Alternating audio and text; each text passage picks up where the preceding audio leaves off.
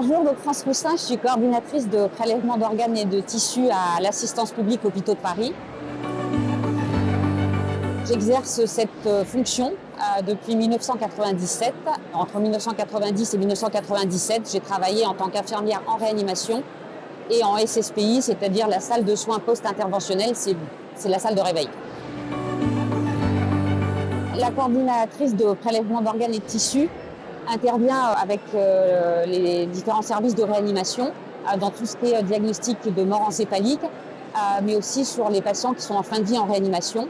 Et donc on est là à partir du moment où le patient est en état de mort encéphalique, l'accueil des proches, la gestion de l'ensemble de l'activité de prélèvement d'organes, et tout ça jusqu'au bloc opératoire et la sortie du bloc opératoire. Il y a un énorme focus sur l'accompagnement des proches qui sont donc dans une situation de deuil.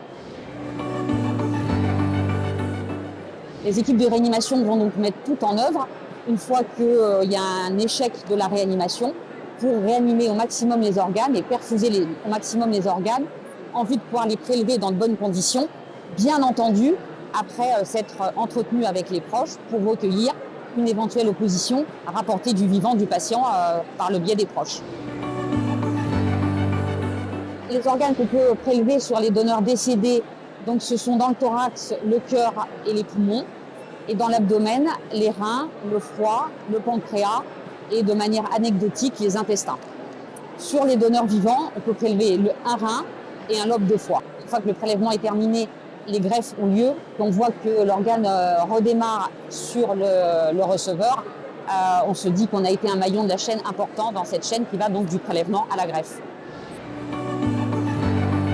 Alors l'essentiel de notre travail, c'est quand même d'accompagner, d'écouter et de soutenir au maximum ses proches de famille donc endeuillés. La priorité pour nous en tant que coordinatrice, à mon sens, c'est de respecter le défunt et de respecter ses proches. Et surtout de respecter ses volontés. On est régulièrement en contact et en lien avec la mort et des familles endeuillées. Mais clairement, quand on aboutit à un prélèvement d'organes, on se dit que la mort, finalement, sert à donner la vie à d'autres personnes. Il faut quand même rappeler que pour certaines pathologies, la greffe est le seul et unique traitement possible. Donc c'est une chaîne qui est indispensable. Et donc la coordinatrice est un des maillons de cette chaîne. Les coordinatrices, ça peut être ou des infirmières de réanimation ou des cadres infirmiers, voire de temps en temps des infirmières de bloc opératoire. Il faut avoir de l'expérience en réanimation aux urgences ou dans une salle de réveil.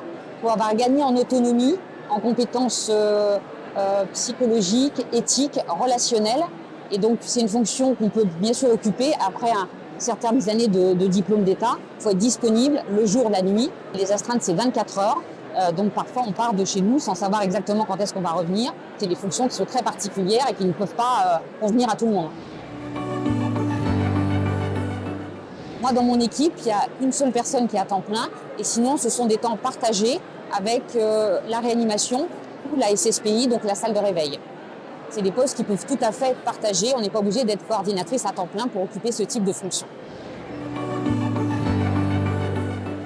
C'est une fonction et un métier qui est en effet très enrichissant parce qu'en fait, on interagit avec énormément de personnes.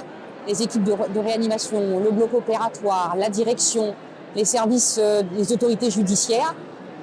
On est autonome, mais pas trop. On fait beaucoup de formation et d'information. On fait beaucoup de qualité aussi, puisqu'on fait beaucoup de recueil d'événements indésirables, de biovigilance. On fait des revues morbi-mortalité. Et puis, on fait beaucoup de formation et d'information dans des collèges, dans des lycées, dans des entreprises. Et puis, des informations grand public, bien sûr, pour pouvoir former et sensibiliser l'ensemble de la population aussi aux dons d'organes.